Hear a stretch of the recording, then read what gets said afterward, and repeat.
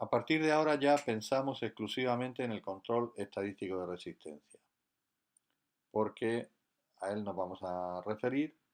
Lo que hemos dicho de los lotes es aplicable igualmente al control 100%. Ahora ya hablamos exclusivamente del control estadístico, que ya dijimos que el control estadístico se caracteriza fundamentalmente porque el tamaño de la muestra n es menor que el número potencial, el número potencial de muestras que podríamos haber eh, controlado. Bien, lo primero que tenemos que decidir es para nuestro lote concreto qué número de amasadas n vamos a utilizar. Para ello, primero tenemos que discriminar en si tenemos distintivo de calidad o no lo tenemos. Si tenemos distintivo de calidad, nuestra columna es esta. Y como se ve en esta columna, en función de la resistencia, el valor oscila entre 1 y 2. Hay que aclarar que la desigualdad mayor o igual que 1 es una errata de la instrucción y que la expresión debería poner n igual a 1. Del mismo modo que debería poner más abajo n igual a 2.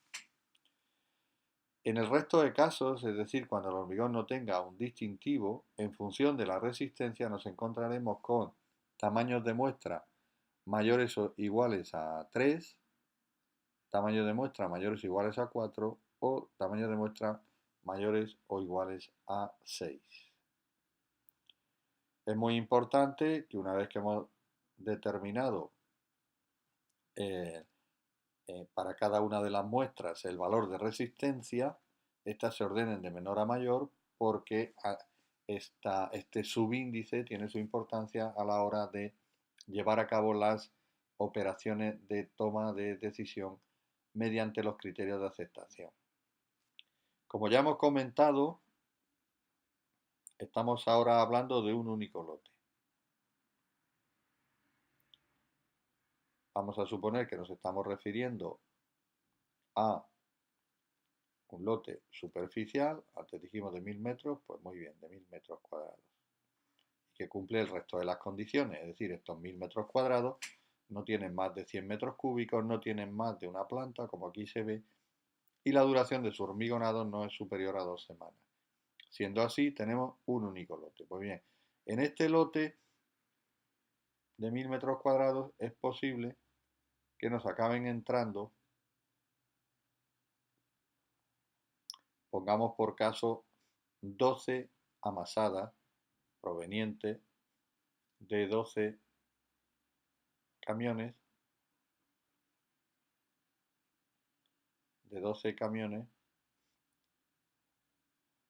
que cubren la 12ª parte de los 1000 metros cuadrados. Pues bien, de esos 12 camiones, si la resistencia es inferior a 30 newton milímetro cuadrado, nosotros vamos a muestrear 3, o 3 como mínimo. Como mínimo, en nuestras obras quiere decir exactamente ese valor, pues vamos a decir que muestreamos 3 valores. 3 valores que deben ser escogidos al azar. Es decir, no deben ser resultado de una indicación por parte de nadie. 3 camiones, 3 camiones escogidos al azar que proporcionan 3 resistencias. 3 resistencias que serían, en la terminología empleada aquí, x1, es decir, el menor valor de los 3, menor o igual que x2, el menor valor de los 3, menor o igual que x3. Esos serían nuestros valores de partida. Ahora tenemos que tomar la decisión de qué criterio vamos a utilizar a partir de los 3 valores mencionados, qué criterio vamos a utilizar para tomar la decisión de aceptar o rechazar el lote. Para eso afrontamos 3 casos posibles.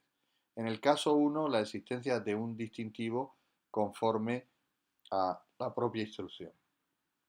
El caso 2 es cuando no existe tal distintivo Y el caso 3 es cuando no existe tal distintivo, pero el suministro del hormigón es continuo, porque la obra es grande, porque por tanto el número de camiones de hormigón preparado o producidos en la propia central de obra es grande y, como digo, continuo, lo cual permite llevar a cabo la aplicación de criterios de aceptación más potentes. Pues bien, aquí tenemos los tres criterios de aceptación asociados a los tres casos comentados. Como es objeto de un tutorial el manejo de estos estimadores, no vamos a hacer nada más que algunas consideraciones generales en este momento. Como se puede comprobar, en el caso de que exista distintivo, el criterio que se establece es un criterio de mera identificación del hormigón que recibimos. Ya tenemos suficiente información como para saber que cualquier valor de una amasada tomada al azar tiene que ser mayor o igual que FCK al menos en el 95% de los casos. Bueno, pues esa es la comprobación. Cuando no hay distintivo se actúa como si no se tuviera ninguna información previa. Entonces se utiliza un estimador X media o criterio de aceptación, mejor dicho, K2 por un valor R sub n es el tamaño de la muestra. Esta fórmula es fácilmente identificable con la fórmula general de la curva normal.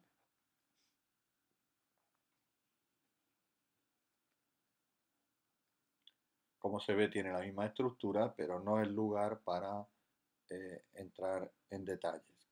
Como digo, se recomienda acudir al tutorial mencionado. Y el caso 3, por ser el suministro continuo, tiene la ventaja de que el valor que representa a la desviación estándar, es decir, a la variabilidad de la producción de ese hormigón, en vez de ser Rn, que como ya se explica en las definiciones, es la diferencia entre el valor máximo y mínimo, se puede utilizar el valor S35, que es un estimador ya muy consistente de sigma, la desviación estándar, tal y como queda expresado en la fórmula que figura más abajo.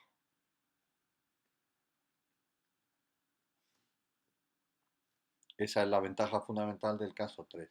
El caso 2, como hay menos amasadas disponibles, tiene uno que conformarse con la información que proporcione Rn, que como ya queda dicho, Rn es un valor más grosero, puesto que es la diferencia entre el valor mayor y el valor menor. Tal y como está planteado este criterio de aceptación y rechazo, expresión que obviamente explica esta desigualdad, es decir, con los valores de las muestras obtenidas en los lotes, tenemos que encontrar o tienen que resultar valores mayores o iguales que FCK, y por eso se llaman criterios de aceptación. Pues bien, en este caso la estructura de este criterio, la que hemos expresado aquí, es la estructura de un estimador de la resistencia real. Es decir, si nosotros tuviéramos muchos valores de ese estimador, su resistencia media, su mediana, se correspondería con la resistencia real. Decimos mediana y no media porque la distribución de ese estimador no es simétrica, que sería el caso en el que mediana y media coincidirían. Bien, ¿qué nos debe quedar claro de la aparente farragosidad de estos criterios? Pues nos debe quedar claro que en función del caso en el que estemos, con los valores de las muestras que hemos extraído de los camiones al azar incluidos en nuestro lote, con esos valores, aplicados a esta fórmula, tenemos que encontrar un criterio, un valor que sea mayor o igual que FCK. Si eso no ocurre, tendremos que rechazar el lote. Si eso sí ocurre, aceptaremos el lote. Por eso llamamos criterio de aceptación a esta fórmula.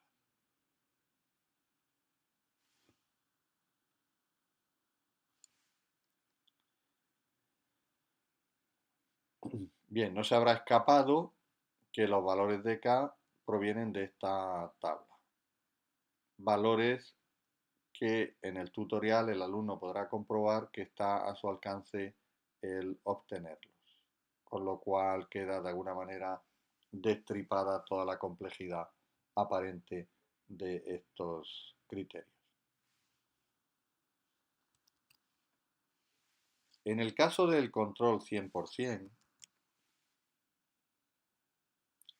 es decir, aquel en el que el número de amasadas muestreadas en nuestro lote coincide con el número total, el número potencial de amasadas, el criterio de aceptación que empleamos es el que podríamos llamar clásico, que la resistencia real sea mayor o igual que la resistencia especificada.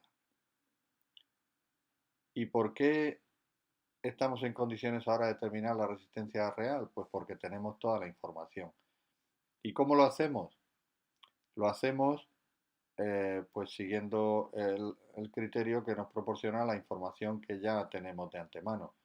Si sabemos que la resistencia real es la que deja a la izquierda el 5% de los valores, como vimos en su momento, pues siempre que tengamos un número n menor o igual a 20, la resistencia real vendrá dada por el valor de resistencia experimental que ocupe el primer lugar. Es decir, nosotros tenemos nuestras resistencias ordenadas de menor a mayor, como hicimos con anterioridad, hasta 20, y entonces el valor menor de los 20 será nuestra resistencia real. ¿Por qué? Pues porque ¿cuánto es el 5% de 20? Pues justamente 1. Si alcanzáramos un conjunto de valores de resistencia menor o igual, o sea, mayor de 20 y menor o igual a 40, pues entonces estaríamos hablando de la resistencia que ocupara el segundo lugar. Esta sería nuestra resistencia real. Bien, pues lo habitual es encontrarse con valores inferiores a 20, luego el menor valor de la serie obtenida por el laboratorio será nuestra resistencia real, que la comparamos con la resistencia especificada. Finalmente hablamos del control indirecto de la resistencia, que no deja de ser un eufemismo porque en realidad la resistencia no se experimenta en este caso. Lo que se hace es lo que vamos a explicar a continuación. Antes diremos que este control en el que no se hacen ensayos solo puede ser aplicable a elementos de edificios de viviendas de una o dos plantas con luces inferiores a 6 metros. O bien elementos de vivienda de hasta 4 plantas, pero que trabajen a flexión. Es decir, que para elementos a compresión sería de aplicar este criterio, para pilares, pongamos por caso, y para forjados sería de aplicación este otro criterio. Bueno, además hay que cumplir dos condiciones. Una vez que ya sabemos que si se trata de elementos a compresión no podemos pasar de dos plantas, nuestro edificio no puede pasar de dos plantas, y si lleva elementos a flexión exclusivamente y la compresión es resuelta con un material distinto de hormigón, se puede llegar a 4 plantas. ¿Y qué otras dos condiciones hay que cumplir? Pues que el hormigón que se sirva en obra tenga un distintivo oficialmente reconocido, una condición, y la otra es que la resistencia de proyecto FCD sea menor o igual que 10 newton milímetro cuadrado.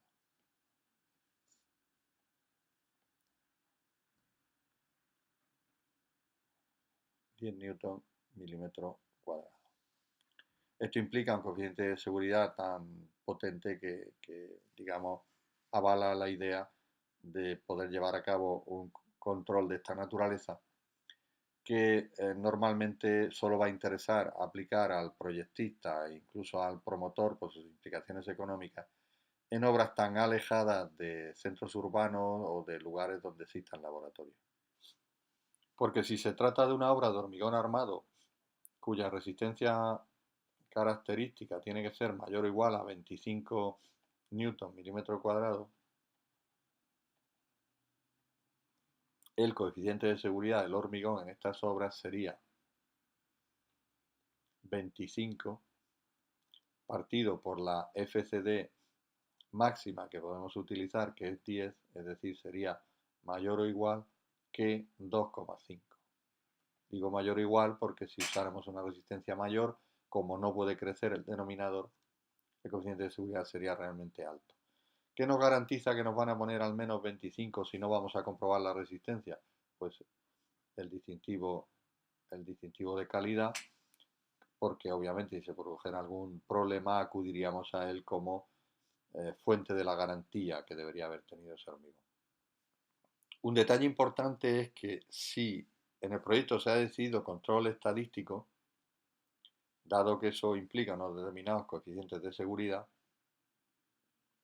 ya no es posible decidir sobre la marcha un control indirecto. ¿Por qué? Pues porque en el control estadístico no existe el límite de 10 newton milímetro cuadrado para la FCD, que es el factor clave para dimensionar la estructura.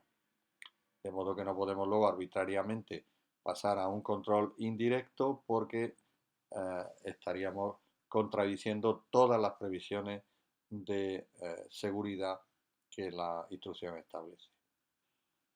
Una vez que las operaciones de control sobre un determinado lote han terminado en lo que a resistencia del hormigón se refiere, llega el momento de tomar la decisión de qué se hace sobre un lote que haya sido rechazado. Este rechazo solo lo podemos considerar como rechazo técnico, puesto que el rechazo definitivo, que implicaría, por ejemplo, la demolición, no se lleva a cabo sin antes haber realizado los ensayos de información. Los ensayos de información se llevan a cabo cuando se haya producido un incumplimiento al aplicar los criterios de aceptación o porque alguna de las partes lo considere necesario. Hay tres tipos fundamentales de ensayos de información.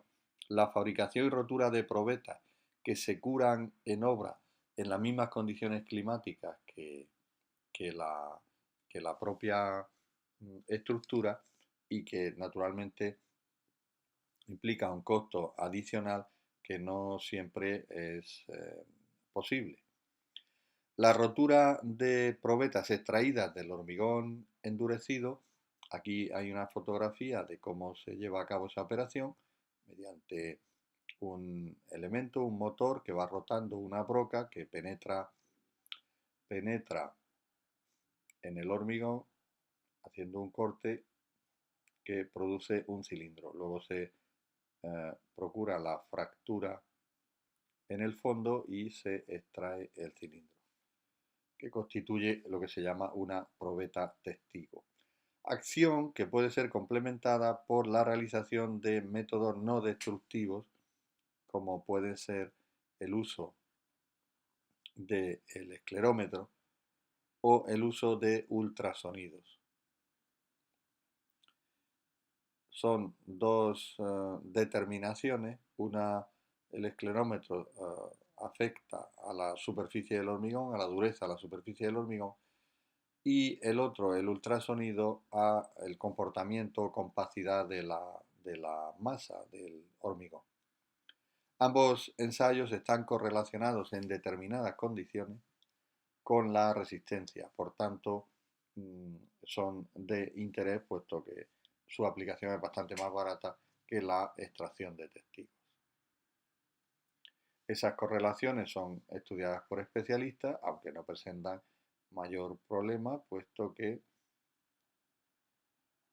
cualquier técnico con dominio de las técnicas estadísticas puede conseguir ábacos, por así decirlo, en los que aquí puede estar el índice de rebote del esclerómetro, aquí puede estar la resistencia del hormigón y aquí podemos tener las familias de velocidades de ultrasonido V1, V2, V3, que nos proporcionarían para un determinado índice de rebote y conocida la velocidad de ultrasonido en ese hormigón, nos proporcionaría una estimación de la resistencia, aunque hay que decir que en ese caso tanto el esclerómetro como el ultrasonido deben ser calibrados con resistencias eh,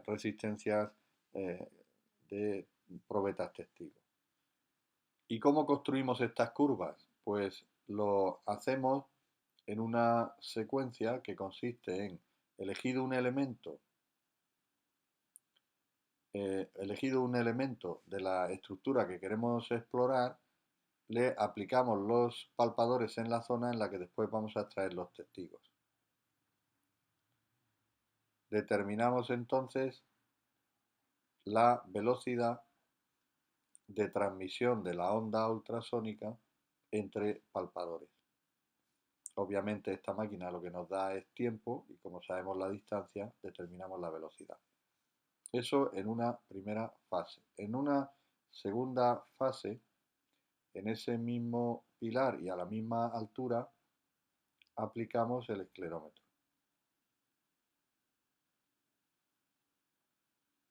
Y obtenemos mediante el golpeo en distintas zonas próximas, pero a una distancia no menor de 3 centímetros o de ese orden, porque el esclerómetro aumenta su índice de rebote cuando golpea sobre una zona previamente comprimida por él mismo. Bien, obtenemos entonces un índice de rebote. Esta sería la segunda fase. Y finalmente venimos con el método más contundente, que es la broca, que en esa misma zona nos permite extraer un testigo cilíndrico que luego ensayamos en la prensa, lo que nos permite obtener un valor de resistencia. Si esto lo hacemos en un número significativo de, de partes de la estructura, estamos en condiciones de elaborar el abaco que hemos mencionado en la anterior pantalla.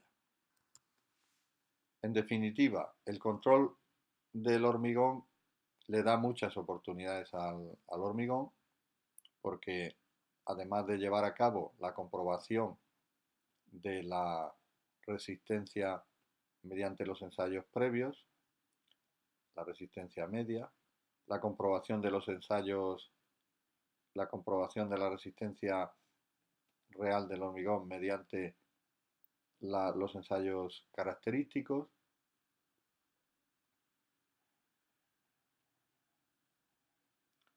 o FC2 de dosificación. Los ensayos de control estadístico o bien de control 100%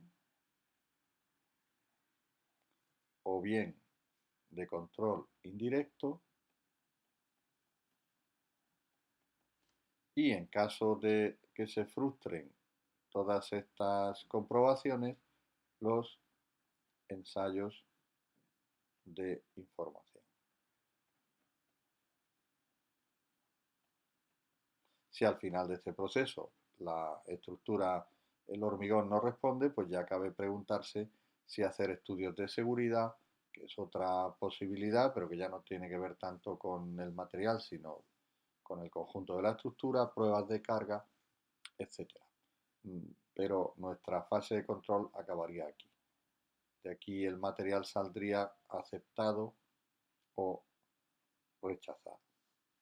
Y finalmente una mención a la importancia del impacto medioambiental del el hormigón, debido fundamentalmente a la extracción de los áridos, aunque también tiene su importancia hoy en día muy reducida por la reglamentación en la fabricación de cemento. En este caso es bien visible el impacto que ha producido la cantera sobre un bellísimo paraje eh, en la costa de California. En, en todo caso, el, la sociedad tiene que encontrar el equilibrio entre estas situaciones que son reversibles, porque ya se están llevando a cabo operaciones de relleno de canteras y recuperación perfil, del perfil y de la vegetación allí donde el efecto de la extracción de áridos tiene un resultado como el que aquí se observa.